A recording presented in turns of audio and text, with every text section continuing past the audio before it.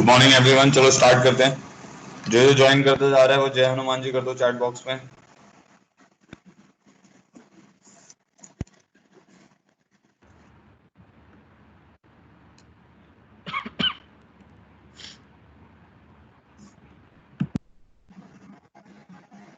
Mic off रखें सब लोग।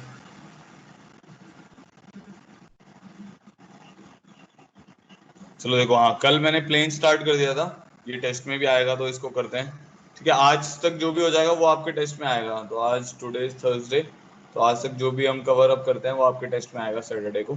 ठीक है, इजी सा ही टॉपिक है, ध्यान से समझने की कोशिश करना। तो हमने कल आपको ये बताया था कि प्लेन हम कैसे कैसे डिटरमाइन कर सकते हैं। ठीक है, तो प्लेन की इक्वेशन हम कैसे कैसे निकाल सकते हैं। डेफिनेशन ये बताई थी कि मान लो कोई एक सरफेस है, उसके ऊपर आपने दो पॉइंट लिए और उसको आपने ज्वाइन कर दिया एक लाइन के थ्रू। तो होगा क्या कि अगर उस लाइन के सारे पॉइंट उस सरफेस के ऊपर आ रहे हैं तो उसको हम प्लेन बोलेंगे, अदरवाइज उसको प्लेन नहीं बोलेंगे। ठीक है, ये हमने आपको कल बताया था प्लेन की डेफिनेशन में। फिर मैंने आपको ये बताया था कि प्लेन इज डिटरमाइंड, प्लेन को डिटरमाइन करने के लिए क्या क्या चाहिए। ठीक है, हम कैसे कैसे निकाल सकते हैं प्लेन की equation.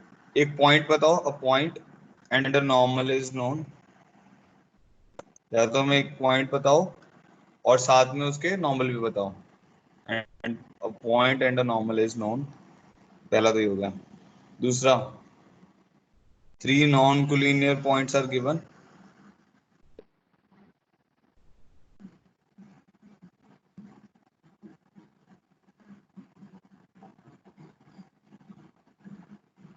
Third, two distinct parallel lines are given.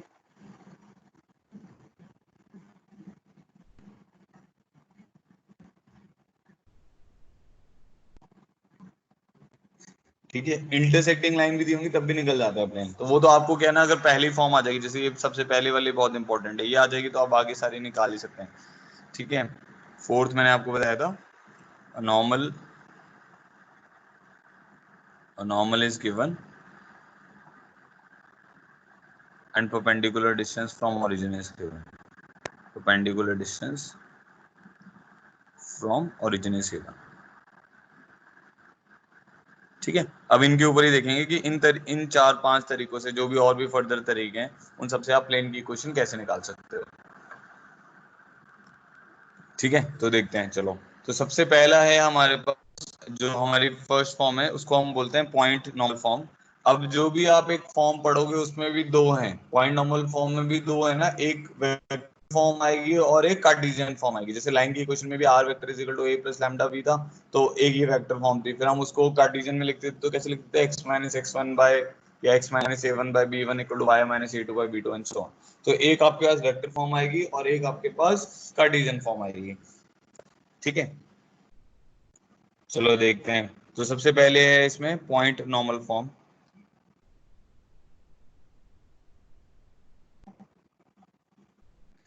Point normal form से हम क्या करेंगे, प्लेन की इक्वेशन को निकालेंगे।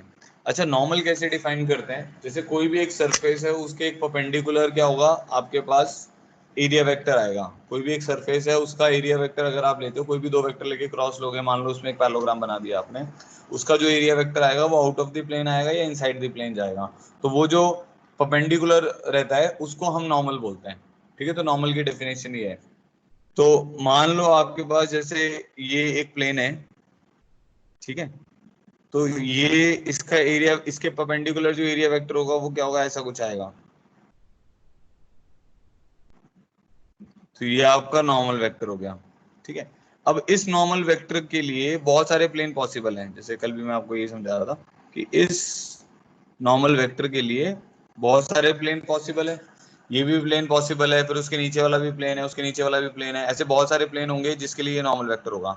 बट जैसे आप एक यूनिकली पॉइंट डिफाइन कर दोगे, मान लो आपने पॉइंट डिफाइन कर दिया, तो उससे ये स्पेसिफाई हो जाएगा कि कौन सा प्लेन है। तो एक प्लेन को निकालने के लिए हमें क्या चाहिए, एक पॉइंट चाहिए और एक नॉर्मल चाहिए। ठीक है, तो अब उसकी ही इक्वेशन निकालते हैं। तो देखो कैसे करेंगे, बड़ा इजी सा आएगा देखना। तो आपके पास मान लो एक प्लेन है, ये प्लेन है, इसकी इक्वेशन में निकालना चाह रहा हूँ, इसको मैं पाई से रिप्रेजेंट कर रहा हूँ। ठीक है, तो यहाँ पर मैंने इसका नॉर्मल वेक्टर ले लिया, इसके परपेंडिकुलर है। ठीक है, एक मिनट रुको।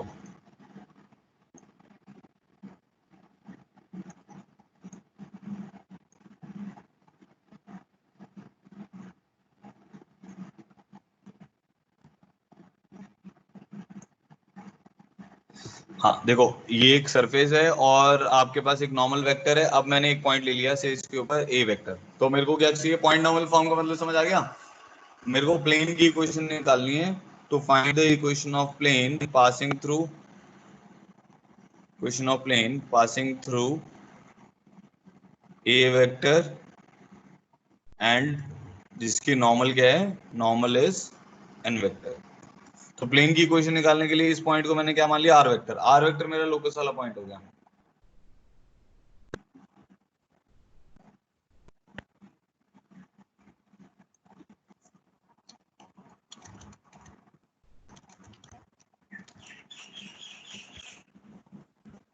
ये बच्चों को समझ ही नहीं आता यार, पता नहीं कैसे बच्चे हैं आप लोग। अब क्या ये दूसरी मीटिंग कैसे ज्वाइन कर लेते हो, कैलेंडर को रिफ्रेश नहीं करते हुए।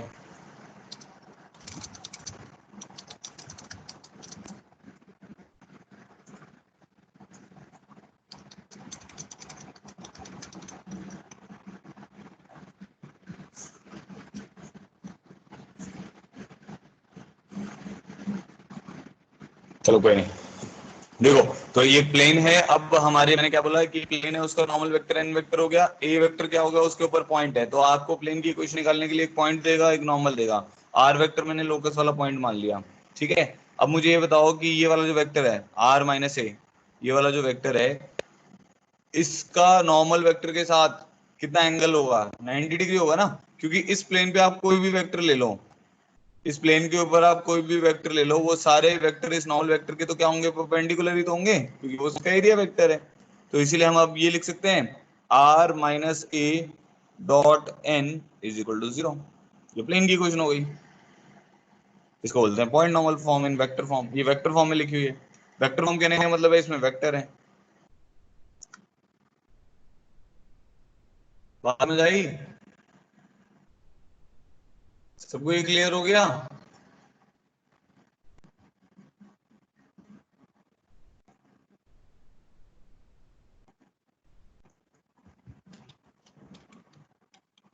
एक बार ऑल क्लियर करना है एक बार, अगर ये क्लियर हो गया जो मैंने बताया। तो क्या प्लेन की इक्वेशन निकालने के लिए क्या चाहिए, पॉइंट चाहिए, एक नॉर्मल चाहिए, ठीक है। तो are minus A dot N equal to 0, इसको याद करना है आपको। ये याद हो गया तो आपका प्लेन में मतलब जीवन सरल हो जाएगा, क्योंकि जल्दी जल्दी आप क्वेश्चन कर पाओगे।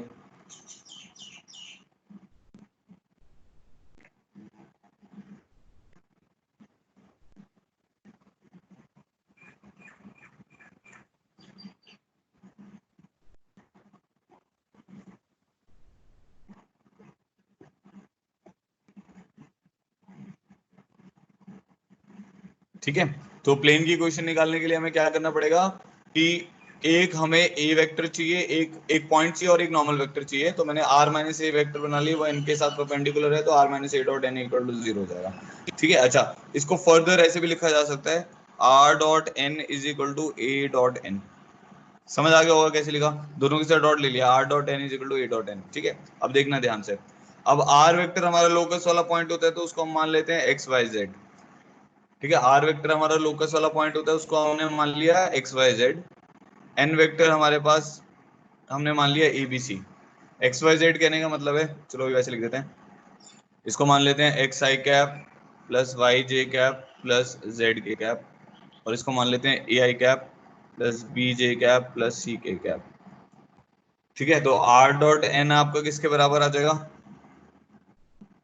आर डॉट एन आ जाएगा a x plus b y plus c z, और इसको डी मान लेते हैं।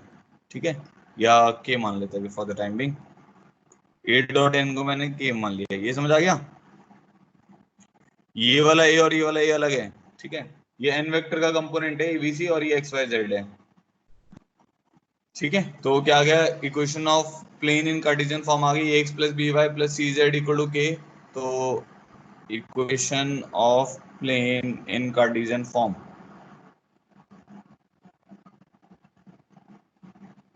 हमारे पास आ जाएगी a x plus b y plus c z plus d is equal to 0। ये इक्वेशन ऑफ प्लेन मानते हैं हम कार्टेशियन फॉर्म में। ये ना लाइन की, लाइन के जैसा है, 2D में जैसे लाइन होती है तो 3D में वो प्लेन होगा। आप ऐसे सोचो कि आपके पास एक प्लेन सरफेस है, ठीक है। आप उसका अगर फ्रंट भी देखोगे तो आपको लाइन दिखेगी, समझ रहे हो ना, जैसे ये प्लेन है तो अगर आप इसका फ्रंट व्यू देखोगे, इसको इधर से देखोगे तो आपको यही तो दिखेगा, तो लाइन दिखेगी। तो इसका बिहेवियर जो होता है 2D में लाइन की तरह होता है। तो बहुत सारी इक्वेशन आपकी लाइन से मिलती जुलती आएंगी, अब देखना अभी आगे चलते चलते आपको समझ आएगा। तो अब मैंने आपको दो चीजें बता दी कि अगर एक प्लेन की इक्वेशन निकालनी है तो उसकी सबसे पहली फॉर्म है हमारी पॉइंट नॉर्मल फॉर्म। यही फॉर्म सबसे ज्यादा इंपॉर्टेंट है। तो आपको प्लेन की इक्वेशन निकालने के लिए एक पॉइंट चाहिए और एक नॉर्मल चाहिए। तो कैसे निकालोगे? पॉइंट पता है, एक पॉइंट आर वेक्टर मान लिया जो लोकस वाला पॉइंट है, are minus A dot N equal to zero कर देना है। तो are minus A dot N equal to zero आपको प्लेन की इक्वेशन दे देगा वेक्टर फॉर्म में। उसी को कार्टेशियन में लिखने के लिए हमने क्या किया, आर वेक्टर को मान लिया X Y Z, N vector को मान लिया एबीसी। ठीक है, तो अब जब ये इक्वेशन आ जाएगी, मान लो आपको हो सकता है एग्जाम में प्रॉब्लम में डायरेक्ट ये इक्वेशन दे दी जाए, तो इसको देख के आपको ये समझ आना चाहिए जो coefficient of X Y Z है वो आपके नॉर्मल वेक्टर होंगे। तो coefficient of X Y Z जो होंगे वो आपके क्या होंगे, नॉर्मल वेक्टर। ठीक है, तो नॉर्मल वेक्टर आपका इसमें क्या बनेगा, एबीसी बनेगा। ये बात समझ आ रही होगी। ठीक है जी, आगे बढ़ते हैं। यहां तक तो समझ आ गया point normal form. For example जैसे मान लो मैं बोलता हूँ कि मेरे पास ये प्लेन है 2x plus 3y plus 7z minus 5 is equal to 0, ये प्लेन है। तो इसका नॉर्मल वेक्टर क्या होगा, इसके नॉर्मल वेक्टर के डायरेक्शन रेशियो होंगे 2 3 7। समझ गए सब लोग?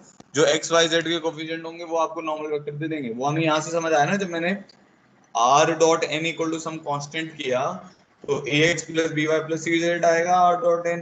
तो उससे मुझे ये क्लियर हो गया कि 2x plus 3y plus 7z minus 5 is equal to 0 में नॉर्मल वेक्टर 2 3 7 है। ठीक है, यहां तक क्लियर हो गया होगा आपको। अच्छा, अब इसी के साथ हम ये लिखते हैं कि equation of X Y plane. अब जो एक्स वाई प्लेन होता है आपका, जैसे ये आपका मान लो एक्स वाई प्लेन है, तो एक्स वाई प्लेन है तो एक्स वाई प्लेन मतलब एक्स एक्सिस और वाई एक्सिस से बना हुआ है। तो कुछ ऐसा मान लेते हैं कि जैसे अगर ये हमारा एक्स एक्सिस है तो ये हमारा वाई एक्सिस है और जेड हमारा ऐसे आउट ऑफ द प्लेन आएगा। ठीक है, तो इसका जो नॉर्मल वेक्टर होगा वो क्या होगा, जेड एक्सिस हो जाएगा। तो नॉर्मल वेक्टर इसका जेड एक्सिस हो जाएगा विच इज 0 0 1। जेड एक्सिस की डायरेक्शन होती है 0 0 1।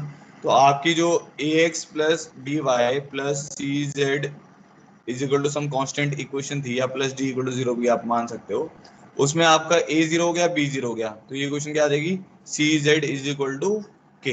तो Z is equal to some constant आना चाहिए। ठीक है, तो Z equal to K dash मान लेते हैं। तो एक्स वाई प्लेन की क्वेश्चन क्या आएगी, Z equal to K dash. अब एक्स वाई प्लेन कहाँ से पास कर रहा है, ओरिजिन से भी तो पास कर रहा है, क्योंकि एक्स वाई प्लेन है, एक्स एक्सिस वाई एक्सिस का जो पॉइंट ऑफ इंटरसेक्शन हुआ आएगा। तो इसमें जीरो पुट करोगे तो जेड को ये पॉइंट पुट कर दिया तो एक्स तो है नहीं, वाई तो है नहीं, जेड को जीरो पुट करोगे तो के डैश जीरो आ जाएगा। इसका मतलब है equation of X Y plane हमारे पास क्या आएगी, equation of X Y plane is, ये मैंने यहाँ पे बताया कि कैसे इसको डिराइव करना है, तो वो हमारे पास आ जाएगी z is equal to 0। Similarly अगर मैं बोलता हूँ equation of y z plane, तो मेरे पास आ जाएगी x इक्वल टू 0।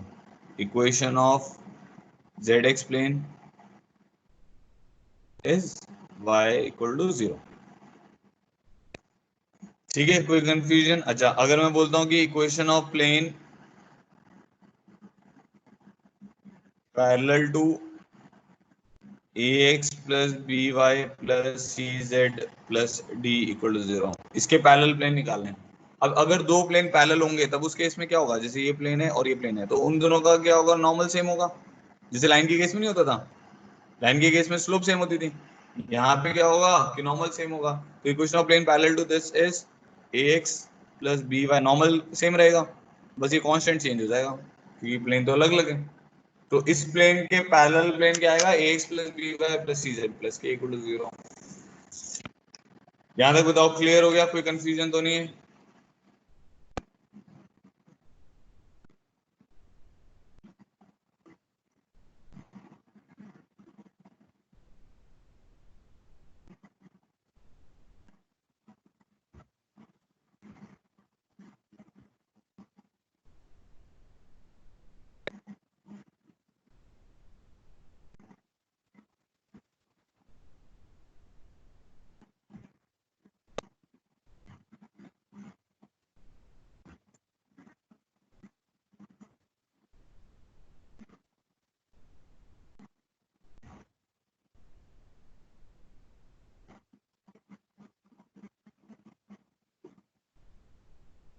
ठीक है, तो क्या बताया अभी तक मैंने आपको कि भाई प्लेन की इक्वेशन हमने एक बार जो लेट ज्वाइन किए उनके लिए मैं दोबारा से बता रहा हूँ। प्लेन की इक्वेशन निकालने के लिए हमें एक पॉइंट चाहिए होता है, एक नॉर्मल चाहिए होता है। ठीक है, आर वेक्टर मैंने एक पॉइंट ले, आर वेक्टर लोकस वाला पॉइंट ले लिया एक्स वाई जेड जो है हमारा किसी प्लेन के ऊपर, तो r vector minus a vector, ठीक है, are vector minus a vector जो होगा या a vector minus r vector होगा, ये वाला जो वेक्टर है ये नॉर्मल के क्या है, परपेंडिकुलर है। तो r माइनस ए डॉट एन हमारे पास क्या आ जाएगा, जीरो आ जाएगा, क्योंकि r minus a vector plane के ऊपर आ रहा है, नॉर्मल वेक्टर उस प्लेन के परपेंडिकुलर है, तो r माइनस ए डॉट एन हमने जीरो कर दिया। उससे मेरी इक्वेशन बन गई r dot N is equal to A dot n. तो ये वेक्टर फॉर्म में इक्वेशन है। ठीक है, अगर इसको अब आपको कार्टेशियन फॉर्म में लिखना है तो r को हमने एक्स वाई जेड मान लिया, n वेक्टर को एबीसी मान लिया, तो इक्वेशन बन गई ax plus b y plus c Z is equal to, तो कार्टेशियन इक्वेशन आपको याद रखनी है ax plus b y plus c z plus d equal to zero. तो ये प्लेन की इक्वेशन हो गई ax plus b y plus c z plus d equal to zero. इसमें जो इसका नॉर्मल होगा वो कैसे मिलेगा आपको, एक्स वाई जेड के कोफिशिएंट से मिलेगा। ठीक है, तो ये बताया मैंने अभी तक आपको। फिर x y y z z z x plane की इक्वेशंस बताएंगे। ठीक है, अच्छा अब ये हमारी होगी फर्स्ट फॉर्म। सेकंड फॉर्म है हमारी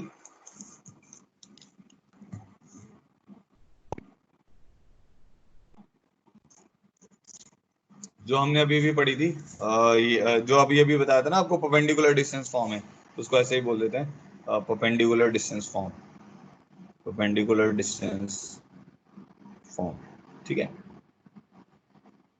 तो इसमें क्या है हमारे पास, जैसे अब आपको वही सेम प्लेन दिया हुआ है, इसको पाई से डिनोट कर रहे हैं।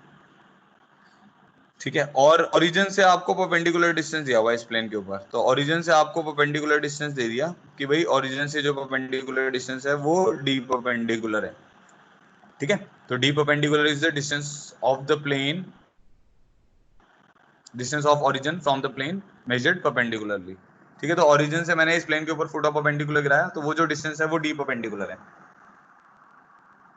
ठीक है, और अगर मैं ऐसा बोलता हूँ कि distance of origin from the plane, तो अंडरस्टूड है वो हम परपेंडिकुलर डिस्टेंस ही लेते हैं। आपको बताया डिस्टेंस दो ही टाइप के होते हैं, कोऑर्डिनेट ज्योमेट्री में और 3D में भी दो ही टाइप के डिस्टेंसेस हैं, या तो वो अलोंग द लाइन आएगा कुछ, या अलोंग द प्लेन आएगा, या वो परपेंडिकुलर डिस्टेंस होगा। तो ओरिजिन से इस प्लेन के ऊपर मैं क्या कर रहा हूँ, परपेंडिकुलर डाला, वो डी परपेंडिकुलर है, पॉइंट वही है हमारे पास। ठीक है, वैसे इसमें पॉइंट दिया नहीं जाता, लेकिन मैं मान लेता हूँ कि एक पॉइंट ए वेक्टर है और हमने आर वेक्टर अपना लोकस वाला पॉइंट मान लिया।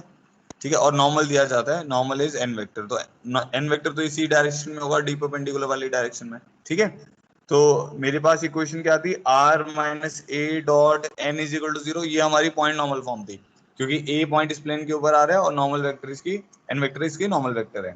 ठीक है, अब मेरे को इसको डी परपेंडिकुलर वाले फॉर्मेट में लेके जाना है, तो मैंने इसको क्या किया, r dot N is equal to A dot n लिख दिया। अब इसको ना एन वेक्टर के मैग्नीट्यूड से डिवाइड कर दो, तो ये बन जाएगा r dot n divided by mod of n. क्यों कर रहा हूँ अभी बता रहा हूँ, a dot n divided by mod n, तो मेरे पास ये फॉर्म बन जाएगी r dot n cap is equal to A dot n cap. ठीक है, अब अगर आप ध्यान से देखो ए डॉट एन कैप की जो वैल्यू है वो क्या है, देखो ये आपका ओरिजिन था।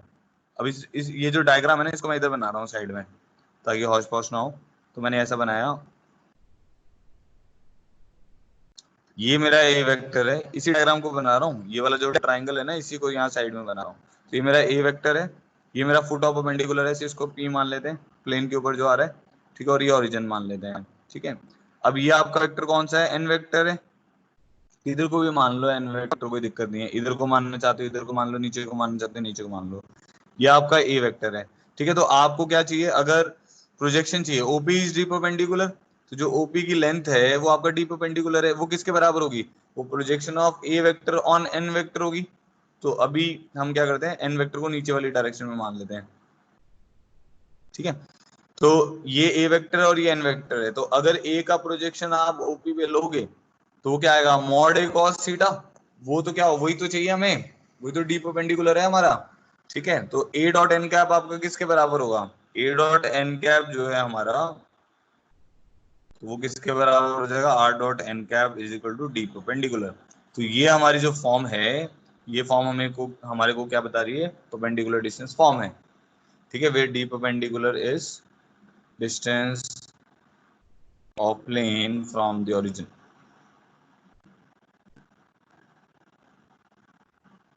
फॉर एग्जाम्पल अगर मान लो मैं आपको बोलता हूँ जैसे 2x plus 3y plus 6z,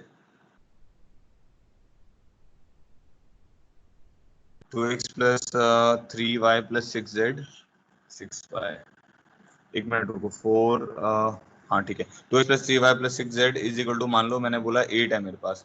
मैंने इसको बोला कि ये तो मेरे पास एक प्लेन की क्वेश्चन है, इसको डी परपेंडिकुलर वाले फॉर्म में लेकर आओ, मतलब परपेंडिकुलर डिस्टेंस वाले फॉर्म में लेकर आओ।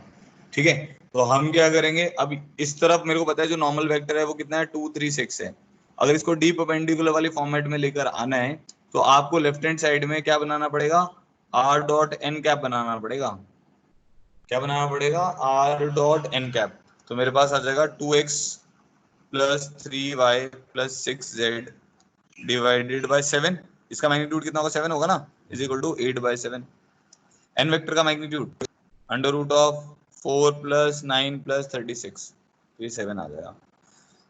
तो 2x plus 3y plus 6z divided by 7 is equal to 8/7। तो ये आपकी डी परपेंडिकुलर वाली फॉर्म हो गई, क्योंकि आपके पास क्या आ गया, r dot n cap is equal to d perpendicular. तो ओरिजिन से जो डिस्टेंस होगा, distance of plane, perpendicular distance of plane from origin किसके बराबर आ जाएगा, 8/7 के बराबर आ जाएगा। ठीक है, अब एक अच्छी चीज देखना, आपको याद होगा a x plus b y plus c equal to 0 का जब मैं ओरिजिन से डिस्टेंस निकालता था तो क्या आता था, ये x1 y1 से निकालते थे तो क्या फॉर्मूला आता था, ax1 plus b y one plus c upon under root of a square plus b square. इसको ओरिजिन से डिस्टेंस निकालोगे तो क्या आएगा, c upon under root a square plus b square आएगा। ठीक है, अब आप 2x plus 3y plus 6z का ओरिजिन से डिस्टेंस निकालोगे तो उसका भी फॉर्मूला कुछ ऐसा ही है। क्या करना है, और एक्स की जगह पे ये वाला पॉइंट गिर दो, वाई की जगह पे उसका वाई कोऑर्डिनेट, जेड की जगह पे ये वाला coordinate, divided by under root a square plus b square plus c square.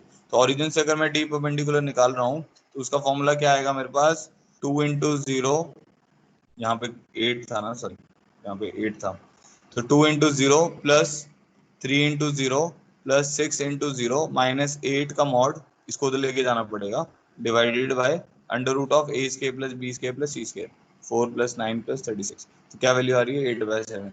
तो वो काफी सारे फॉर्मूले जो हैं जो स्टेट टाइम में आप पढ़ते हो यहाँ प्लेन में लग जाते हैं। ठीक है, यहाँ तक जो भी मैंने बताया क्लियर हो गया, ये वाली फॉर्म क्लियर हो गई, r dot n cap is equal to d perpendicular. किसी को कुछ डाउट है यहाँ पे बताओ, नहीं तो और क्लियर कर दो एक बार जल्दी से।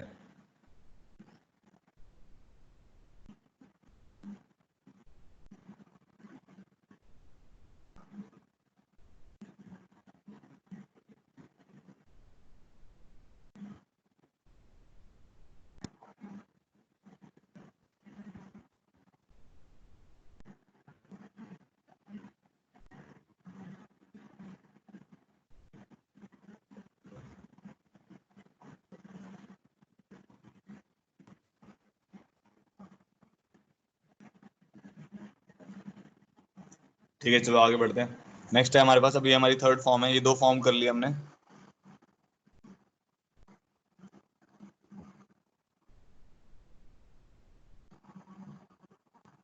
इक्वेशन ऑफ प्लेन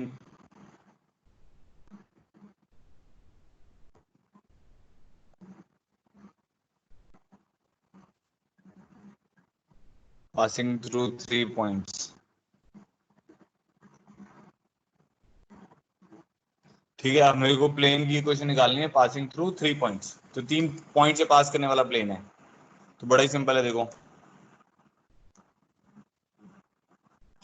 मान लो एक पॉइंट है r1 वेक्टर, एक पॉइंट है r2 वेक्टर, एक पॉइंट है r3 वेक्टर, प्लेन का इक्वेशन, प्लेन हमने पाई मान लिया और r वेक्टर हमारा लोकस हो गया। ठीक है, जो 3 पॉइंट हैं वो 3 पॉइंट आपको गिवन है, r1 vector comma r2 vector comma r3 vector. ठीक है, तो देखो करना क्या है, अब और कोई भी फॉर्म हो वो हमेशा हम पॉइंट नॉर्मल फॉर्म से ही डिराइव कर लेंगे। कोई भी फॉर्म आपको निकालनी है तो किससे डिराइव हो जाएगी, पॉइंट नॉर्मल फॉर्म से। तो आपको एक पॉइंट चाहिए और आपको एक नॉर्मल चाहिए, बस ये ध्यान रखना है, आपको एक पॉइंट चाहिए और एक नॉर्मल चाहिए। तो नॉर्मल निकाल लेते हैं। तो नॉर्मल कैसे निकालोगे, ये वाला वेक्टर बना लो और ये वाला वेक्टर बना लो, ये दो वेक्टर बना लिए हमने। ठीक है, तो नॉर्मल वेक्टर कैसे आता है, नॉर्मल वेक्टर इन दोनों के क्रॉस से आ जाएगा। तो r2 minus r1 cross R2 minus R3, ये आपको नॉर्मल वेक्टर दे देगा। किसी भी सरफेस का नॉर्मल वेक्टर कैसे आएगा? मान लो जैसे ये सरफेस है, इसके ऊपर दो वेक्टर हैं, एक ए वेक्टर है, ये बी वेक्टर है, ये फ्री वेक्टर टाइप के हैं, ये पॉइंट नहीं है, ठीक है। तो अब आपको नॉर्मल निकालना है, तो ए क्रॉस बी करो या बी क्रॉस ए करो, आपको नॉर्मल दे देगा। तो मैंने वही किया, 3 पॉइंट थे, उनसे 2 वेक्टर बना के नॉर्मल बना लिया। अब प्लेन की इक्वेशन कैसे लिखोगे? तो कोई भी एक पॉइंट उठा लो, आपको पता है पॉइंट, एक पॉइंट चाहिए होता है, 3 पॉइंट दिए हुए हैं यहाँ। तो r minus R1 dot N, जो पहली फॉर्म है r minus A dot N equal to 0, वो आपकी प्लेन की इक्वेशन देती है। तो r minus A dot R2 minus R1 cross R2 minus R3 is equal to 0। तो r minus A dot N equal to 0 हो गया, ठीक है। अब इसको स्केलर डबल प्रोडक्ट भी तो बन गया, ये ऐसे लिख सकते हो, r minus R a dot b cross ही हो गया ना, तो r minus R1 R2 minus R1 और R2 minus R3 is equal to 0, ये बन गया।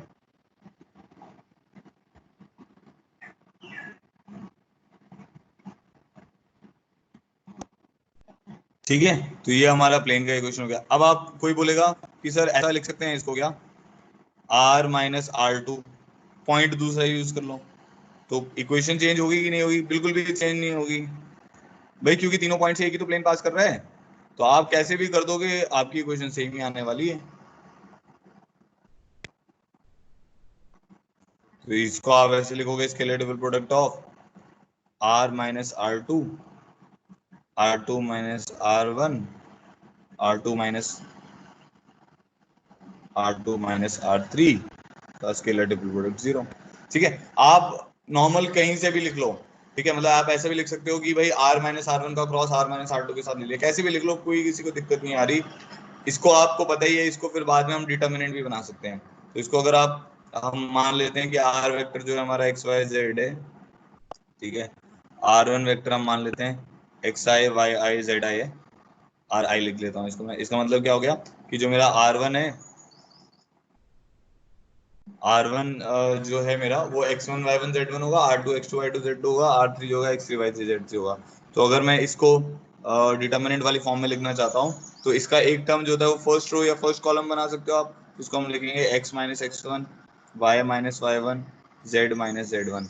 नेक्स्ट आएगा हमारे पास x2 minus x1 y2 minus y1 z2 minus z1, ठीक है। नेक्स्ट आएगा हमारे पास x2 minus x3 y2 minus y3 z2 minus z3 का डिटर्मिनेंट इज इक्वल टू 0। समझ आ गया? क्योंकि ये डिटर्मिनेंट होता है तो उसको r की जगह उसकी वैल्यूज पुट कर दी, कंपोनेंट पुट कर दिए, x y z x1 y1 z1 ऐसे करके, तो ये डिटर्मिनेंट बन जाएगा। तो ये प्लेन की इक्वेशन देगा। आप इसको सिंपलीफाई करोगे तो प्लेन की इक्वेशन ही आएगी। अगर आप थोड़ा ध्यान से देखो, x2 माइनस x1 तो कांस्टेंट वैल्यू तो है, आपको पॉइंट दिए जाएंगे, तो इसमें वेरिएबल तो बस x y z ही तो है, ठीक है। ये क्लियर हो गया होगा सब लोगों को। अब फोर्थ देखते हैं। अब ये खुद से एक बार निकाल के इसका चैट बॉक्स में आंसर लिखना, ठीक है। इक्वेशन ऑफ अ प्लेन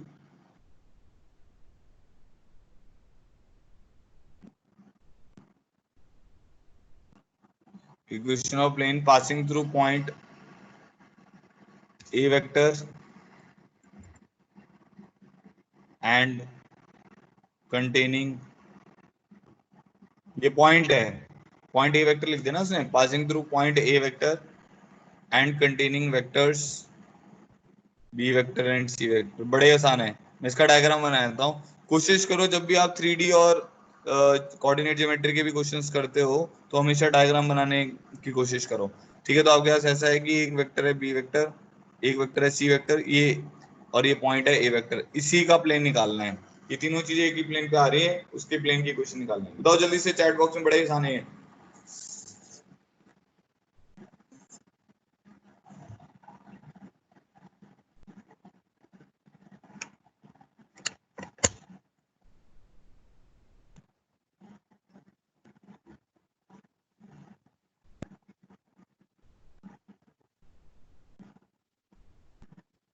जिसका भी आंसर आ रहा है चैट बॉक्स में लिखो।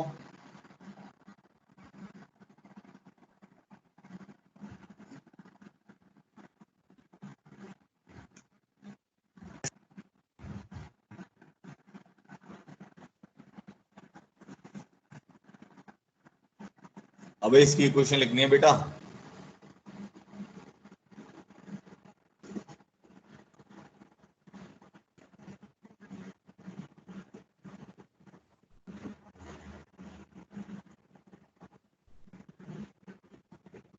ये कैसे आ जाएगा भाई, कैसा है एबीसी, कैसे आर वेक्टर आएगा ना लोकस में तो।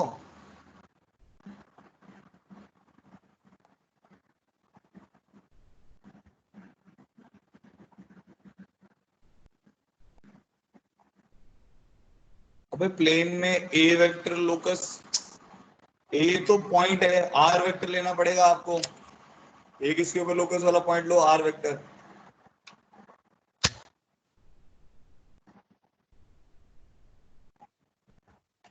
देखो आपको क्या लेना पड़ेगा, जैसे मैंने आपको क्या बताया, देखो ऐसे ध्यान में रखो, एक पॉइंट, अब ऐसे ध्यान में रखो, एक पॉइंट चाहिए, एक नॉर्मल चाहिए, तो पहले नॉर्मल वेक्टर निकालो करो। नॉर्मल वेक्टर क्या आएगा, इसका बी क्रॉस सी, ये इसका नॉर्मल वेक्टर आ गया।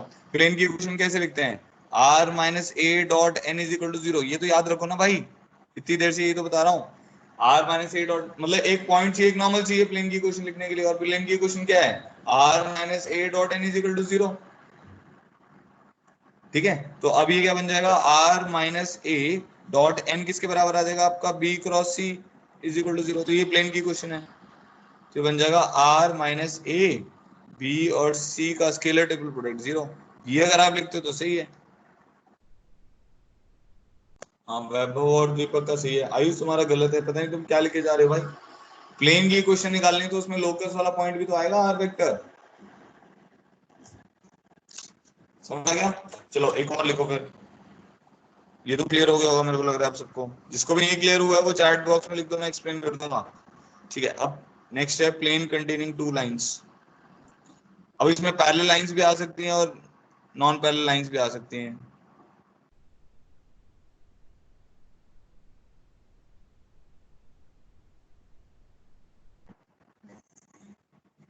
मान लो जैसे एक प्लेन है, इस पे दो लाइंस हैं अब हमारे पास, एक लाइन ये वाली हो गई, ये A1 से पास कर रही है, इसकी डायरेक्शन B1 वेक्टर है, इसकी question r vector is equal to A1 plus lambda B1।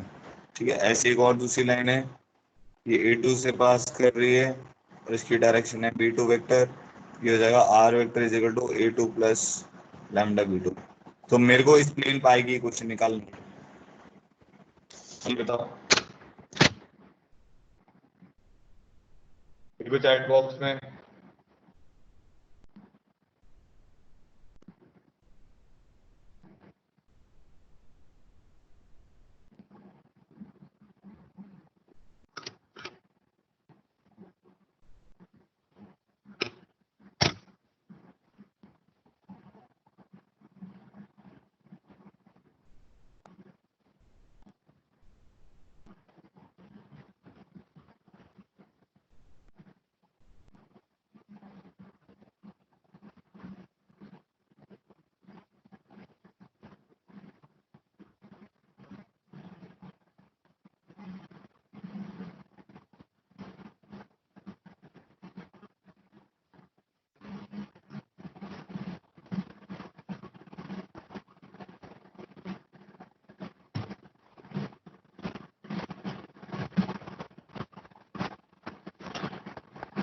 देखो आपका सब दो वेक्टर तो हैं B1 और B2, बी और सी नहीं है बेटा, B1 और B2 है इसमें। ठीक है, तो इसमें क्या रहेगा, जो नॉर्मल वेक्टर, सबसे पहले नॉर्मल वेक्टर निकाल करो, कोई भी एक पॉइंट चाहिए और नॉर्मल वेक्टर चाहिए, तो नॉर्मल वेक्टर इसमें कैसे आ जाएगा, नॉर्मल वेक्टर आ जाएगा B1 क्रॉस B2 से।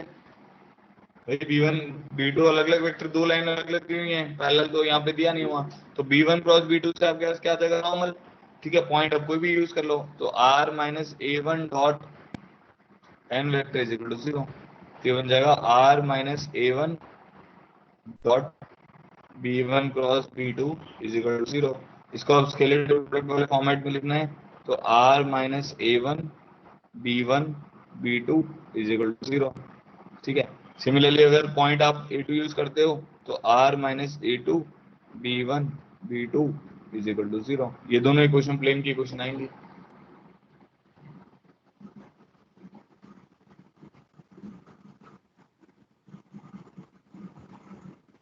बाकी जनता को क्लियर नहीं है क्या ये, बताओ एक बार, जिस जिस को क्लियर हो गया चैट बॉक्स में पेंगुइन बना दो या ऑल क्लियर लिख दो। देखो बहुत सिंपल ही तो है, तब से मैं एक ही चीज बता रहा हूँ, अब तब भी आधे बच्चों को नहीं आ रहा है, पता नहीं क्या करते रहते हो यार। एक पॉइंट चाहिए, एक नॉर्मल चाहिए, नॉर्मल निकालने के लिए क्या करना है, क्रॉस लेना है। तो दो वेक्टर का क्रॉस लोगे तो नॉर्मल आ जाएगा, ठीक है। और कोई भी पॉइंट ले लो तो r minus A dot N equal to 0 plane की इक्वेशन है वेक्टर फॉर्म में। कार्टेशियन में लिखना होगा तो एक्स वाई जेड लिख देना है उसकी जगह पे, तो वो उस फॉर्मेट में आ जाएगा a x plus b y plus c Z.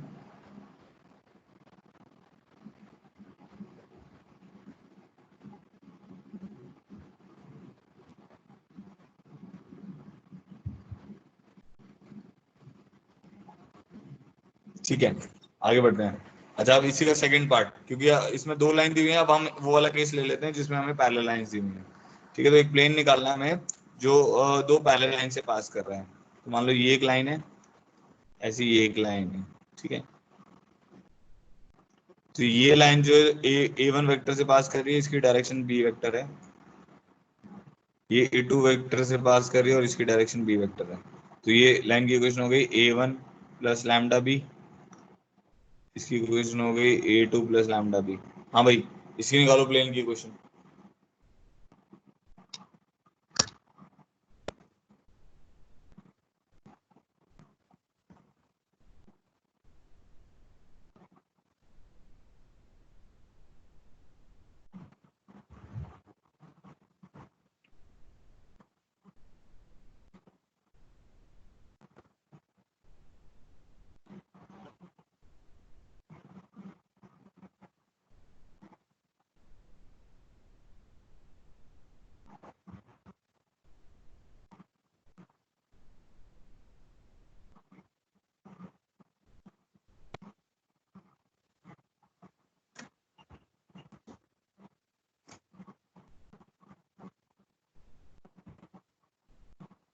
हम्म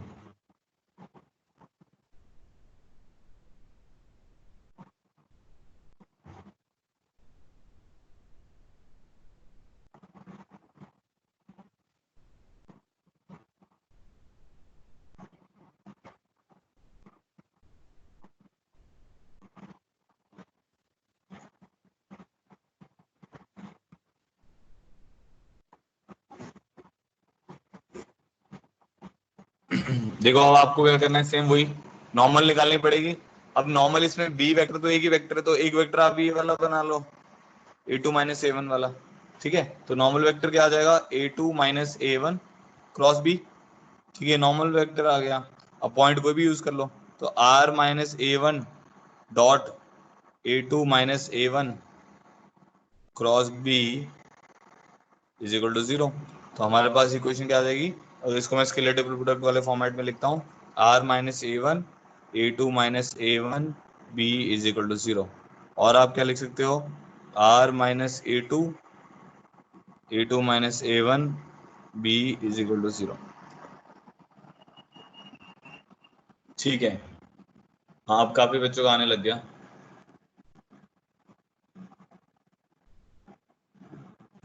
अच्छा, अब ये जो एक चीज और यहाँ पे ध्यान रखना है, जैसे मान लो r माइनस ए डॉट एन आपको दिया हुआ है, ठीक है, ये वाला फॉर्मेट है हमारा, और r वेक्टर हमारा से एक्स वाई जेड है, ए वेक्टर हमारा से x one y one z one है, ठीक है, और एन वेक्टर हमारा से ए बी सी है, कंपोनेंट्स हैं उसके। तो इसको जब आप कार्टेशियन में कन्वर्ट करोगे तो directly a x plus b y plus c z plus d वाले फॉर्मेट में नहीं आएगा, ये किस फॉर्मेट में आएगा, ये ऐसे आएगा। इसको अगर मैं लिखता हूँ, देखना एक बार ध्यान से, a times of x minus x one, ये भी याद रख सकते हो आप, क्वेश्चन में यूज होता है, by c times of z minus z one is equal to zero. ये समझ आ गया होगा आप लोग को ये कैसे लिखा है,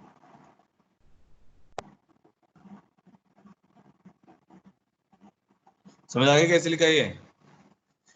जैसे r माइनस ए तो क्या बनेगा, x minus x one i cap, y minus y one j cap, z minus z one k cap, और n वेक्टर बनेगा a i cap plus b j cap plus c k cap. तो दोनों का dot लोगे तो i के साथ i का जाएगा डॉट, जे के साथ जे का, के साथ के का, तो ये वाली टर्म आ जाएगी। तो इसको ऐसे ध्यान में रखना है, ठीक है। चलो, तो अब हमारी different forms of a plane हो गई। प्लेन में ना और भी बहुत सारी चीजें हैं, जैसे angle between two planes, intersection of two planes, जिससे वो लाइन निकल कर आती है, plane passing through intersection of two planes, angle bisector of two planes. तो प्लेन थोड़ा सा बड़ा सा टॉपिक है, सेम जैसे स्ट्रेट लाइन में आपने जो चीजें पढ़ी थी वैसी वैसी सारी चीजें हैं। तो अब इसके जो अभी हमने पढ़ा है, अभी हमने बस यही पढ़ा है, एक ही चीज पढ़ी है, उसी को अलग अलग फॉर्म में लिख दिया है कि आपको प्लेन की इक्वेशन निकालने के लिए एक पॉइंट चाहिए और एक नॉर्मल चाहिए। R minus A dot N equal to zero उसकी इक्वेशन देगा, ठीक है। और उसी को अब हम उसी के ऊपर बेस्ड क्वेश्चंस करने वाले हैं। तो कितने क्वेश्चन हो गए थे बताना एक बार मुझे इसके, 3D के। स्ट्रेट लाइन तक हमने कितने क्वेश्चन कर लिए थे? सर 18। 18, ओके।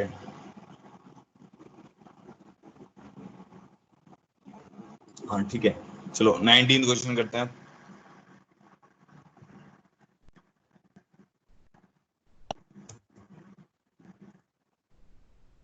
अच्छा 19 क्वेश्चन में क्या करे, अभी खुद से ट्राई करो। फाइंड लोकस इन कार्टेशियन फॉर्म। अब लोकस किसका निकालना है बताया नहीं है, मतलब लोकस क्या है वो नहीं बताया है, निकालना किसका वो लिख रहा है वो। तो s minus 2t i cap 3 minus t j cap plus 2s plus t k cap, ठीक है। ये भी s है और ये भी s है। फिर s comma t belongs to real numbers, ठीक है। ये है, अब इसका आपको लोकस निकालना है। करो एक बार दिमाग लगाओ, देखो आप कर पाते हो कि नहीं। अच्छा कुछ नहीं है, जेई का ही है।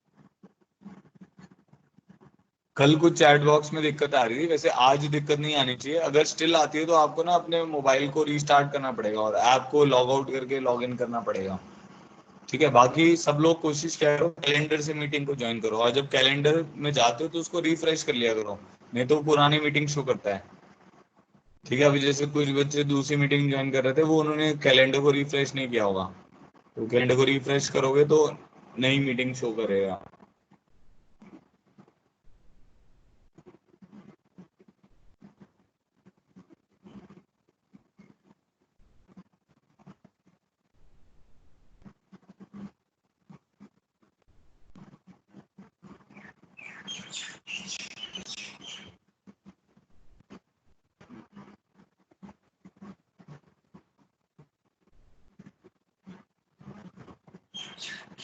हाँ वो फिर नेटवर्क का इशू है बेटा, अगर अपडेट करने के बाद कैलेंडर नहीं आ रहा है इसका मतलब वो नेटवर्क का इशू है। तो आपको आपको ना लॉग आउट करके दोबारा से लॉग इन करना पड़ेगा।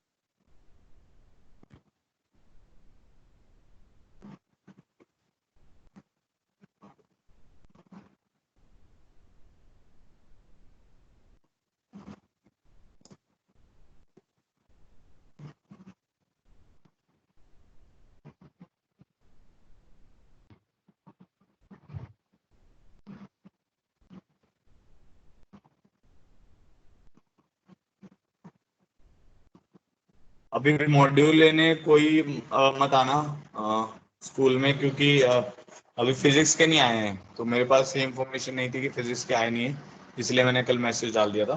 तो फिजिक्स के भी आ जाएंगे, मतलब विद इन 3-4 डेज, तभी हम आपको दोबारा से इंटीमेट करेंगे।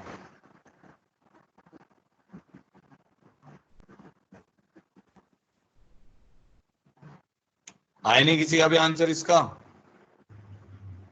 चलो देखो मैं बता रहा हूँ।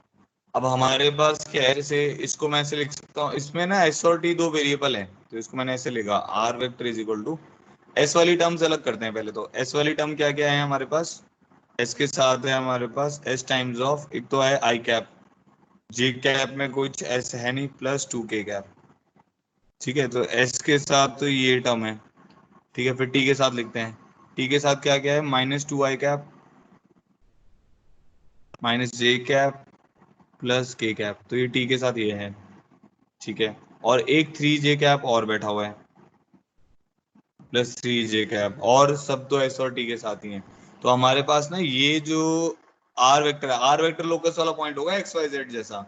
ठीक है, तो आर वेक्टर जो है आपका वो कुछ ऐसा बन रहा है, जीरो आई कैप, प्लस थ्री जे कैप, प्लस जीरो के कैप। ठीक है, plus S times of I cap, plus zero J cap, plus two के कैप। ठीक है, plus T times of minus two I cap, minus J cap, plus के cap.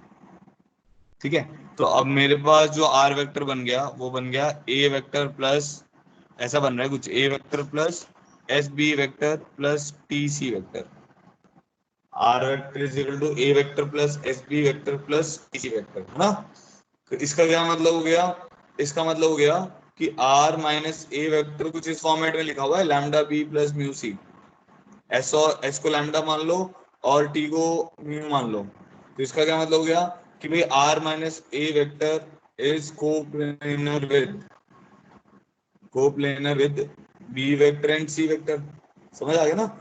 जब भी हम ऐसे, आपको याद होगा हमने लिखा था कि अगर सी वेक्टर लिखा हुआ है lambda a plus mu b, इसका क्या मतलब है, ए बी सी कोप्लेनर होंगे। तो सेम इसमें भी ऐसे ही बन रहा है ना। इस स्टेटमेंट से ये स्टेटमेंट तो कंक्लूड हो रही है कि r vector minus a vector, r vector minus a vector एक वेक्टर है, और बी और सी भी उसी के प्लेन में आ रहे हैं। तो ये इसका आर का लोकस क्या आएगा, प्लेन आएगा, क्योंकि आर माइनस ए जो है वो बी और सी के प्लेन में आ रहा है। तो अब इसकी इक्वेशन कैसे आएगी, अगर आर माइनस ए जो है बी और सी के प्लेन में आ रहा है, तो इसका मतलब है इसकी इक्वेशन आएगी लोकस की r minus A dot b cross c is equal to zero. Normal आपका कैसे आएगा, बी क्रॉस सी से आएगा। ठीक है, समझ गए। तो अब हमारा लोकस क्या बन जाएगा, अब आर हमारा क्या होता है, एक्स वाई जेड, तो लिख लेते हैं यहाँ पे। तो ये आ जाएगा हमारे पास एक्स वाई जेड माइनस ए, हमारे पास किसके बराबर है, 030, 030। ठीक है, और इसका डॉट आपको लेना है बी क्रॉस सी के साथ, तो वो भी बी क्रॉस सी भी निकाल लेते हैं, आई जगह क्रॉस पता है आपको डिटरमिनेंट से निकालते हैं। तो बी मान लेते हैं हम, बी माना हुआ है 102 को, क्या जाएगा 102, और सी माना हुआ है हमने -2 -1, -2 -1 1। समझ गए सब लोग। किसी को भी डाउट है तो वो चैट बॉक्स में लिखो भाई। ये बन जाएगा मेरे पास x i cap plus Y -3 J cap plus z k cap. इसका मेरे को डॉट लेना है इस टर्म के साथ। ठीक है, तो ये सॉल्व कर लेते हैं, इसको यहाँ पे सॉल्व कर लेता हूँ। तो आई कैप टाइम्स ऑफ ये हटेगा, ये हटेगा, 0 -2 -2 minus J cap times of ये हटेगा, ये हटेगा, 1 + 4 विच इज 5। ठीक है, प्लस के कैप टाइम्स ऑफ ये हटेगा, ये हटेगा, -1 -0।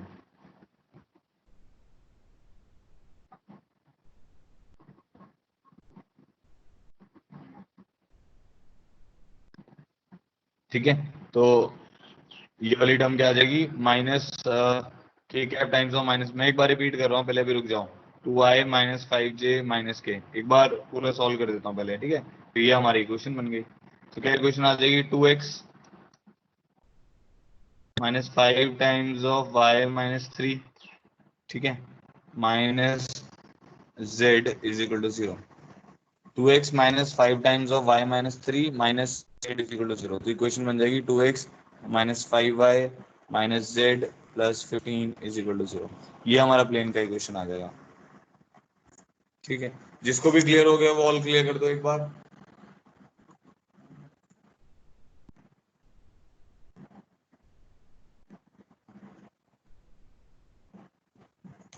देखो मैं दोबारा से बता रहा हूँ, इसमें क्या दिया हुआ था, ये कुछ ऐसा फॉर्मेट दिया हुआ था, r is equal to s और टी की टर्म्स में दिया हुआ था, where s and t are variables. Real numbers मतलब वेरी कर रहे हैं वो। तो मैंने लिख लिया आर, इसको ऐसे लिख लिया ना, ये फॉर्मेट क्या आ गया, r vector is equal to A plus s b plus t c. इसको देख के अब समझो, ए हमारा आ गया 0 3 0, बी हमारा आ गया 1 0 2, सी हमारा आ गया -2 -1 1। ठीक है, तो अभी r minus a is equal to lambda b plus mu c वाले फॉर्मेट में तो है।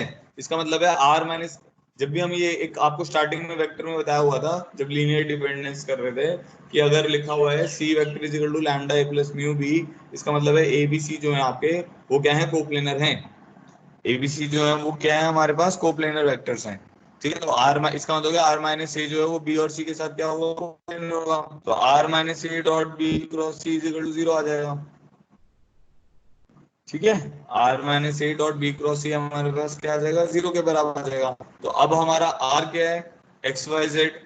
यहाँ से ये पता चल गया आर माइनस ए बी और सी कोप्लेनर हैं। तो आर हमारा क्या हो गया, एक्स वाई जेड। ए आपका क्या हो गया, 0 3 0। बी क्रॉस सी कितना हो जाएगा, बी और सी हमारे को पता है, बी क्रॉस सी निकालने के लिए तो बी क्रॉस सी हमने लिख लिया। तो are minus A dot b cross c हमारा 0 आ गया। तो x i plus y minus 3 j plus z की डॉट, ये क्रॉस निकाल लिया, डॉट ले लिया फिर इन दोनों का। तो बेसिकली कंसेप्ट तो ये था कि r vector is equal to, अगर लिखा हुआ है a vector plus lambda b plus mu c, इसका मतलब है are minus a vector, b vector और सी वेक्टर कोप्लेनर होंगे। ठीक है, चलो आगे बढ़ते हैं। जिसको नहीं समझ आया वो दोबारा से इसको रिकॉर्डेड को देखना। Problem 20, equation of plane through the point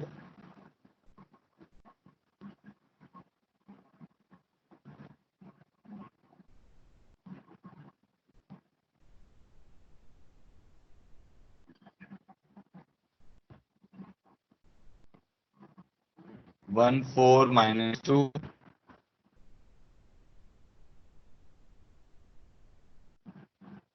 and parallel to -2x plus y minus 3z is equal to 7। बड़े आसान क्वेश्चन है, करो एक बार try. Equation of plane through the point 1 4 -2 and parallel to this plane.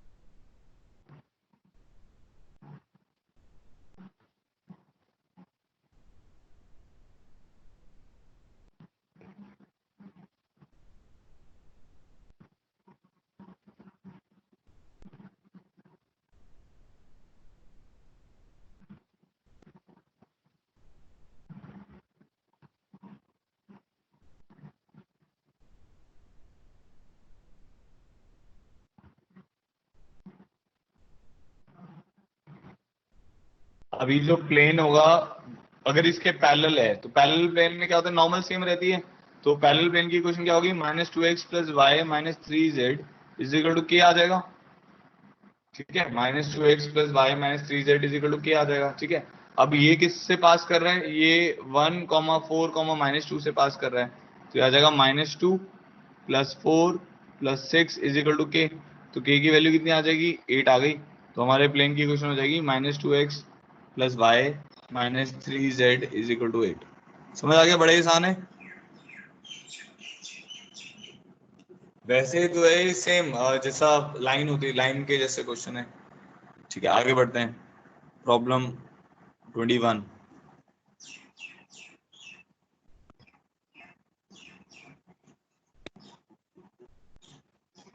find the perpendicular distance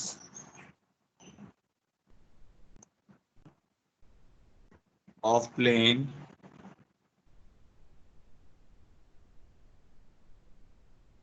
from origin 2x plus 3y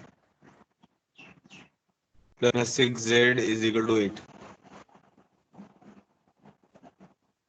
Find the perpendicular distance of the plane from the origin 2x plus 3y plus 6z is equal to 8।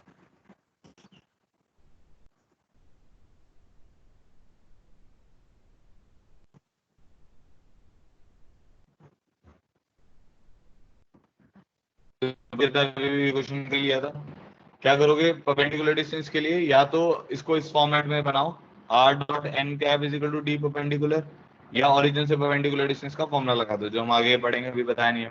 तो r dot n cap अगर मैं बनाता हूँ तो 2x plus 3y plus 6z divided by 7 is equal to क्या आ जाएगा 8/7। तो डी परपेंडिकुलर हमारे पास 8/7 आ जाएगा। बाकी दूसरा तरीका क्या है डी परपेंडिकुलर निकालने का, वो क्या है 0 प्लस 0 प्लस 0 पॉइंट पुट कर दो, -8 का mod upon under root of 4 plus 9 plus 36। तो ये 8/7 आ जाएगा। ठीक है, क्लियर हो गया।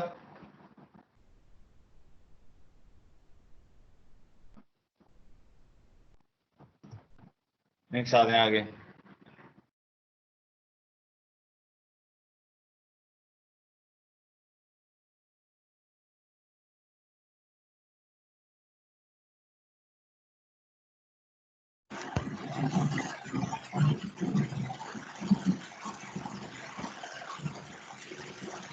ठीक है, find the intercept form of a plane and a plane meets the coordinate axis. B part है इसका, a plane meets the coordinate axis at A, B and C such that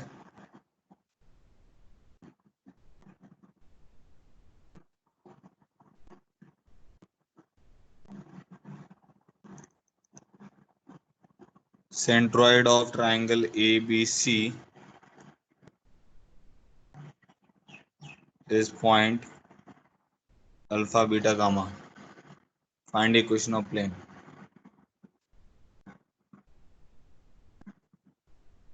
ठीक है, तो मैं पहले इंटरसेप्ट फॉर्म निकाल के बताता हूँ, फिर बी पार्ट आप खुद से करना। ठीक है, तो क्या है कि जैसे हम मान लेते हैं हमारा ऐसा डायग्राम है, ये हमारा एक्स एक्सिस है, ये हमारा वाई एक्सिस है, और ऐसे हमारा जेड एक्सिस आ रहा है। ठीक है, तो ये आपस में तीनों परपेंडिकुलर हैं, ये हमारा ओरिजिन है। अब मान लो एक प्लेन आया, वो कुछ ऐसा देखने पे ऐसा लग रहा है। ठीक है, ऐसे कट कर रहा है। तो अगर ऐसे कट कर रहा है तो मान लो एक्स एक्सिस को उसने इस पॉइंट पे कट किया, ए पॉइंट पे, समझ लो, ऐसे ऐसे जा रहा है प्लेन, जैसे तीनों एक्सिस को कट करता हुआ जा रहा है, इंक्लाइंड सा है ये, ऐसा मान लो। और यहाँ पे ये बी पॉइंट पे कट कर रहा है, यहाँ पे इसको सी पॉइंट पे कट कर रहा है। तो अगर आप इसको इधर से टॉप फेस से देखोगे तो आपको कुछ ऐसा ट्राइंगल सा दिखेगा जहां जहां ये कट कर रहा होगा, समझ गए। और वो ओरिजिन के साथ मिलके एक टेट्राहेड्रन बना रहा होगा अगर ओरिजिन से प्लेन पास नहीं कर रहा है। अगर आप ऐसा मान लो कि आपके तीन एक्सेस हैं, आप फिंगर से बना के देख सकते हो। आप x axis y axis z axis left left hand से बना के देख सकते हो। ठीक है, और एक प्लेन ऐसा रखो कि आपने दूसरे हैंड से इन तीनों फिंगर्स के एंड पॉइंट्स को ज्वाइन कर दो, तो आपको ये देखने पे समझ आ जाएगा कि एक टेट्राहेड्रन बनेगा। ठीक है, तो जैसे आपकी ये तीन फिंगर्स ऐसे हो गए ना, ये आपकी ऐसी तीन फिंगर्स हो गई। अब आपने क्या किया, अपना हैंड उठा के ऐसे रख दिया, तो ऐसा हो गया ये x axis y axis z axis है, और आपका प्लेन जब जाएगा तो कट करके वो एक टेट्राहेड्रन सा बनाएगा। तो ऐसा आपको विजुअलाइजेशन में आएगा अगर आप टॉप से देखते हो।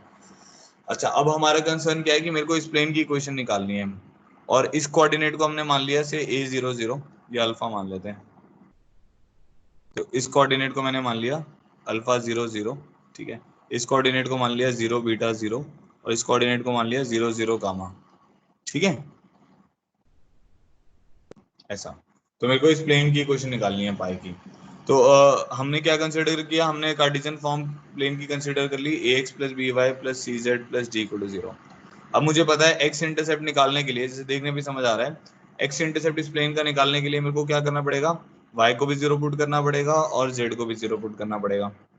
तो मैं y को भी 0 पुट करूंगा और z को भी अगर 0 पुट करता हूँ, तो मेरे पास जो x इंटरसेप्ट आएगा वो किसके बराबर आ जाएगा, -dy के बराबर आ जाएगा। समझ आ रहा है सबको, y0 z0 डाला तो x की वैल्यू आ गई -dy। y इंटरसेप्ट कैसे आएगा, x को 0 पुट करके और y को 0 पुट करके। तो हमारे पास y इंटरसेप्ट की वैल्यू आ जाएगी -d/b। सिमिलरली z इंटरसेप्ट हमारे पास कैसे आएगा, z इंटरसेप्ट आएगा, y इंटरसेप्ट आएगा x को 0 पुट करके और z को 0 पुट करके। ठीक है, जेड इंटरसेप्ट आएगा एक्स को 0 पुट करके और वाई को 0 पुट करके। तो जेड इंटरसेप्ट की वैल्यू आ जाएगी -d/c। तो अब मैं इसे लिख सकता हूँ, ये मेरा अल्फा है, ये मेरा बीटा है और ये मेरा गामा है। तो मेरे पास बन जाएगा a x plus b y, same जैसे लाइन में बना था वैसे ही बनेगा। A x plus b y plus c Z is equal to minus d. तो हमारे पास आ जाएगा x upon minus d by a plus y upon minus d by b z upon minus d by c is equal to 1। तो हमारे पास ये आ जाएगा x by alpha plus y bye beta plus z by gamma is equal to 1। तो ये हमारी intercept form of a plane हो गया। ये हमारा हो गया intercept form of a plane, जिसमें ये अंडरस्टूड है कि जो अल्फा है वो आपका क्या हो गया, एक्स इंटरसेप्ट। अल्फा आपका क्या हो गया, एक्स इंटरसेप्ट, बीटा क्या हो गया, वाई इंटरसेप्ट, और गामा क्या हो गया, जेड इंटरसेप्ट। ठीक है, ये तो क्लियर हो गया होगा सबको कैसे निकाला है। अब आप इसका दूसरा पार्ट करो, ये वाला बी पार्ट, खुद से ट्राई करो एक बार। अब इसमें ध्यान रखना अल्फा बीटा गामा उसमें पॉइंट दिए हुए हैं।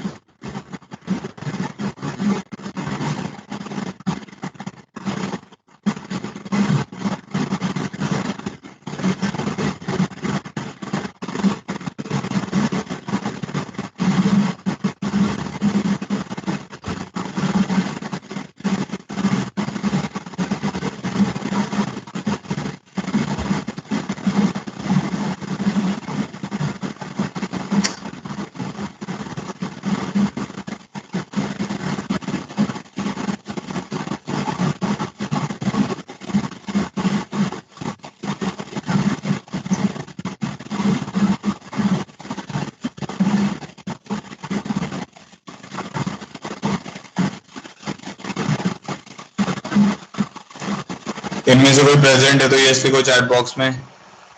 राहुल, रवीना, रागिनी, आफ्ताब अहमद, मुकुल रावत।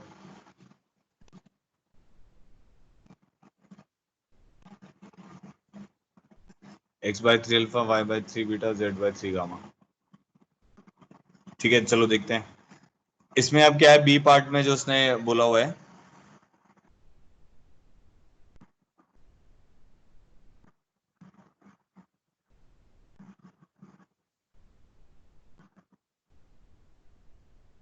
देखो इधर ध्यान से। A plane meet the coordinate axis at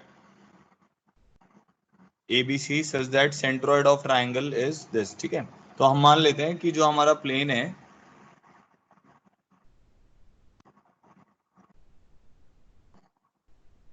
वो ऐसा मीट कर रहा है यहाँ पे A00 ABC, तो इसको ये मान लेते हैं 0B0। ठीक है, और इसको मान लेते हैं 00C। ठीक है, तो ऐसा हमारा प्लेन यहाँ पे ऐसे मीट कर रहा है।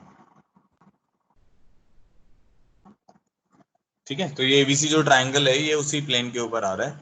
तो हमारे प्लेन की इक्वेशन क्या हो जाएगी, x by a plus y by b plus z by c is equal to 1। But अब उसने प्लेन तो दिया नहीं है, उसने क्या दे दिया आपको, इसका सेंट्रोइड दे दिया इस ट्राइंगल का। तो वो भी बड़ा अच्छी बात है आपके लिए। भाई इसके सेंट्रोइड के कोऑर्डिनेट तो आपको निकालने आते ही हैं। क्या होते हैं, x1 plus x two plus x three by three, जैसे आप 2D में करते हो। तो क्या हो जाएगा, a बाई थ्री आ जाएगा, b बाई थ्री आ जाएगा और c बाई थ्री आ जाएगा। और ये जो वैल्यू है ये किसके कंपैरिजन में है, ये अल्फा बीटा गामा के कंपैरिजन में है।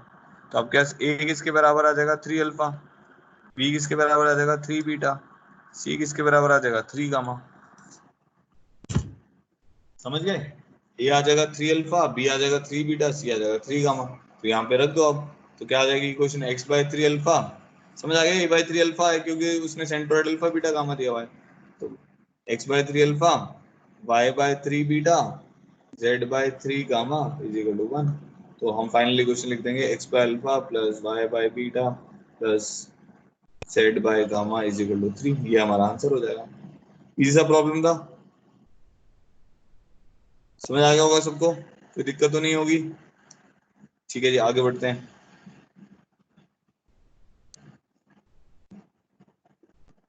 प्रॉब्लम 23, अभी वाला करो खुद से। Find the image of the point, थोड़ा दिमाग लगाना है इसमें, ठीक है। Find the image of the point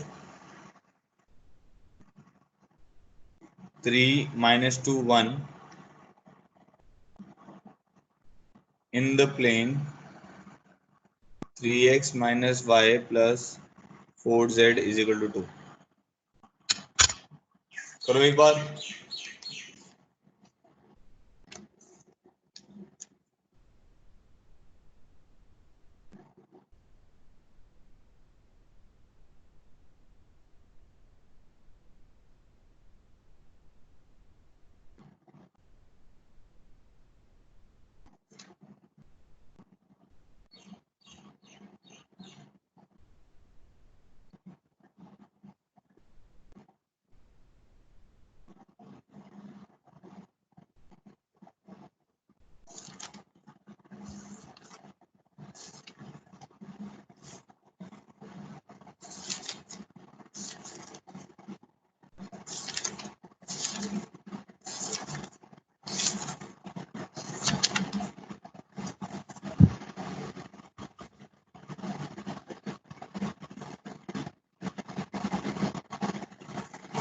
इसको एक बार इसका डायग्राम बनाओ, फिर सोचो थोड़ा सा कैसे करना है, फिर मैं बताता हूँ।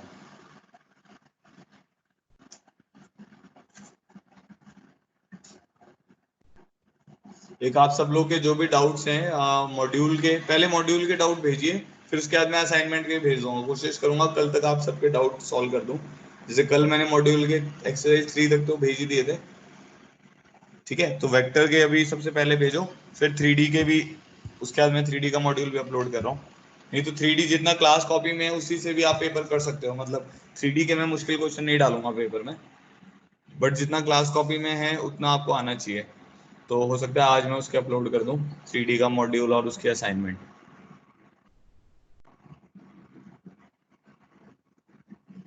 तो पहले मॉड्यूल के डाउट्स मैं भेजूंगा, उसके बाद असाइनमेंट के, और फिर अगर टाइम बचेगा तो सिंगेज के। कुछ बच्चों ने मुझे सिंगेज के भी डाउट भेजे हुए हैं।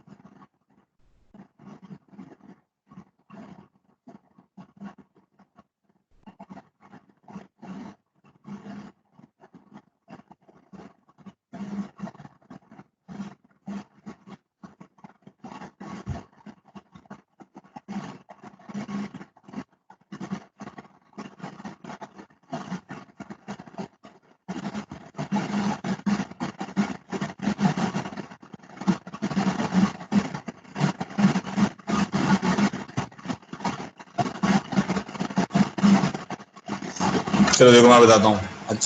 अच्छा कंसेप्ट है, ध्यान रखना है इसको, ठीक है, कैसे करना है। देखो ये हमारा प्लेन हो गया, इस प्लेन की इक्वेशन है 3x minus y plus 4z minus 2 equal to 0। एक पॉइंट है हमारे पास से, इसको मान लेते हैं 3 - 2 1 पी पॉइंट मान लेते हैं, ठीक है। और हमने क्या किया, इससे इसके ऊपर परपेंडिकुलर गिर दिया, ये परपेंडिकुलर आ गया, और इसको क्यू मान लेते हैं, फुट ऑफ परपेंडिकुलर को एर ऐसे चला गया और ये पी डैश आ गया।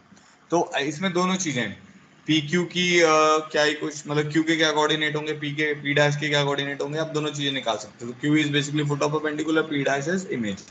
तो पी और पी डैश का मिड पॉइंट क्यू होगा, इतना आप सब लोग जानते ही हो। तो इसको करने का जो एक्चुअल तरीका है, जो पहले जेन्युइन तरीका है, वो करते हैं। क्या हुआ कि because p q is perpendicular to this plane, तो इसकी जो डायरेक्शन आएगी इस नॉर्मल की डायरेक्शन, नॉर्मल बन जाएगी ना पी क्यू, क्योंकि परपेंडिकुलर है, तो इसकी डायरेक्शन आ जाएगी 3 - 1 4। तो इसकी हेल्प से मैं equation of line P Q लिख सकता हूँ, equation of line P Q में लिख सकता हूँ। क्या है equation of line P Q? Point पता है, डायरेक्शन पता है, कार्टेशियन कार्टेशियन में लिख देते हैं। क्या लिखेंगे? x - 3/3, ये पॉइंट यूज करना है, समझ रहे हो ना ये वाला पॉइंट। तो x - 3/3, y + 2/-1, z - 1/4, नीचे डायरेक्शन आती है तो वैसे लिख दिया, इसको फिर लैम्डा के बराबर मान लिया। तो जो आपके q के कोऑर्डिनेट आएंगे, अब लैम्डा में क्या आएंगे? 3 लैम्डा + 3। इस लाइन के ऊपर कोई भी पॉइंट लेना है तो q को मान लेते हैं, -λ - 2, 3 लैम्डा + 3 -λ - 2, 4 लैम्डा + 1। अब ये जो पॉइंट है ये किस पे लाई कर रहा है? q lies on the plane. पहले लाइन की इक्वेशन लिख ली पी क्यू की, अब जो q है वो प्लेन पे लाई कर रहा है, तो लाइज ऑन द प्लेन। कौन से प्लेन पे? 3x - y + 4z - 2 = 0। ये प्लेन दिया हुआ है, ठीक है। यहां तक तो क्लियर हो गया होगा सब लोगों को, ठीक है जी। अब इसको लाई करा दो तो क्या आ जाएगा? 3 times of 3 lambda + 3 minus times of -λ - 2 plus 4 times of 4 lambda + 1 - 2 = 0। तो आ जाएगा 9 लैम्डा + 9 प्लस लैम्डा + 2 + 16 लैम्डा + 4 - 2 = 0। तो ये आ गया 9 9 1 10 26 लैम्डा + 13 = 0। तो लैम्डा की वैल्यू कितनी आ गई? -½ तो अब यहां से क्या होगा? क्यू निकल जाएगा, क्यू कितना आ जाएगा? 3 - 3/2, ½ - 2, लैम्डा -½ है ना, तो 3 - 3/2 आएगा, फिर ½ - 2 आ जाएगा, तो ये आ जाएगा -2 + 1। तो हमारे पास वैल्यू आ गई, क्यू के कोऑर्डिनेट आ गए 3/2, -3/2 और -1, क्यू के कोऑर्डिनेट आ गए। अब हमें पी के भी पता है, क्यू के भी पता है, तो क्यू डैश के पता चल जाएंगे, पी क्यू पी डैश। तो पी के कोऑर्डिनेट थे हमारे पास 3 - 2 1, 3 - 2 1, हाँ ठीक है। क्यू के कोऑर्डिनेट हमने निकाल लिए 3/2 -3/2 -1, और पी डैश के कोऑर्डिनेट हमें निकालने हैं से अल्फा बीटा गामा। तो पी डैश के कोऑर्डिनेट क्या आ जाएंगे? अल्फा बीटा गामा भी लिखने की जरूरत नहीं है, मिड पॉइंट से निकालोगे ना डायरेक्ट। तो 3 और यहाँ पर क्या आना चाहिए? 0, क्योंकि 3 और 0 का मिड पॉइंट क्या होगा? 3/2। यहाँ कितना आना चाहिए? -1, क्योंकि -1 और -2 का मिड पॉइंट कितना होगा? -3/2। यहाँ कितना आना चाहिए? -2 मतलब -3। तो ये इसका आंसर हो गया। समझ आ गया कैसे निकाला है? यहां तक क्लियर हो गया तो ऑल क्लियर करो एक बार।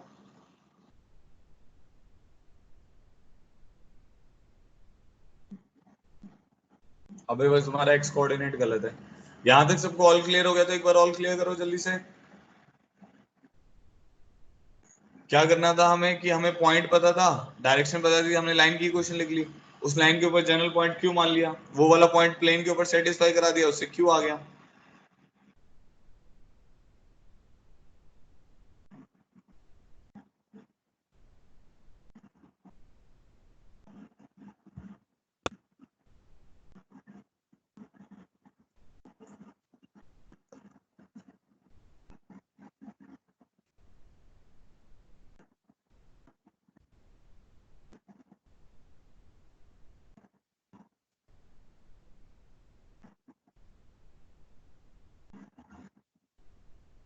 ठीक है, अब देखो मेथड 2 इसका।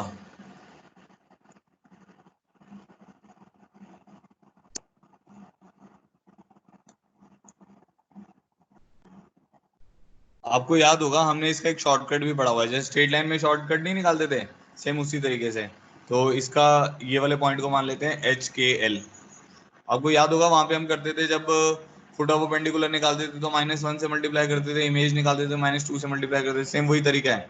देखो मैं निकाल रहा हूँ, देखना एक बार क्या आएगा। h - 3 this minus this divided by this is equal to k -2 तो +2 divided by -1, L - 1 divided by 4 is equal to, क्योंकि इमेज निकाल रहे हो तो -2, अगर फुट ऑफ परपेंडिकुलर निकाले होते तो -1, ठीक है। ये वाले बिंदु को इसमें पुट करना होता था, तो 9 + 2 + 4 - 2, 9 + 2 + 4 - 2 डिवाइडेड बाय क्या होता था, अंडर रूट नहीं आता था, a² + b² + c², 9 + 1 + 16।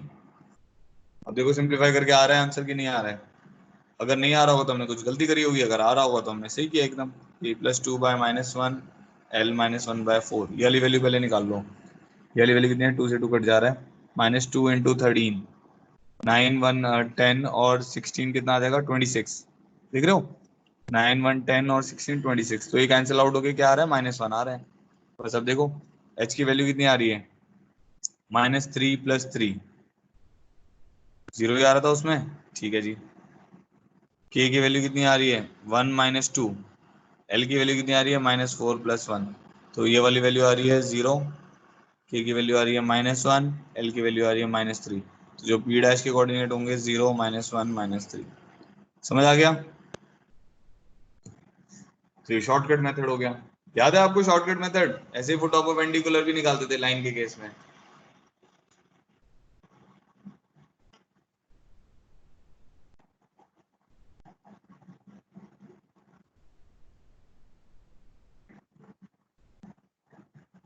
ओके,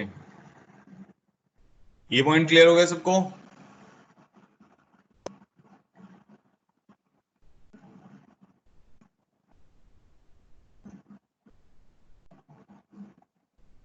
कोई कंफ्यूजन तो नहीं किसी को भी, ठीक है। चलो आज के लिए इतना ही करते हैं। तो यहाँ तक जितना आज हमने क्लास में किया है इतना ही आपके टेस्ट में आएगा, ठीक है। तो आपके टेस्ट का कोर्स है vector and 3D till plane. अभी प्लेन अभी काफी बचा हुआ है जो आज तक किया है, 23 जुलाई तक। अपने डाउट्स जो भी हैं, अभी मैंने फाइल्स जो भेजी थी उसमें देख लेना एक बार, अगर उसमें कवर अप नहीं है तो वो मेरे को भेज देना। पहले मैं मॉड्यूल के डाउट भेजूंगा, फिर असाइनमेंट के, फिर सिंगेज के, ठीक है। चलो तो आज के लिए इतना ही करते हैं। अब टेस्ट की तैयारी अच्छे से करना। टेस्ट में 10 ऑब्जेक्टिव और 10 न्यूमेरिकल टाइप क्वेश्चंस होंगे। कुछ भी आपको आंसर वन से भेजने की जरूरत नहीं है, बस पेपर में ही करना होगा, ठीक है। चलो मिलते हैं, हैव अ गुड डे। और जाते समय जय हनुमान जी कर दो।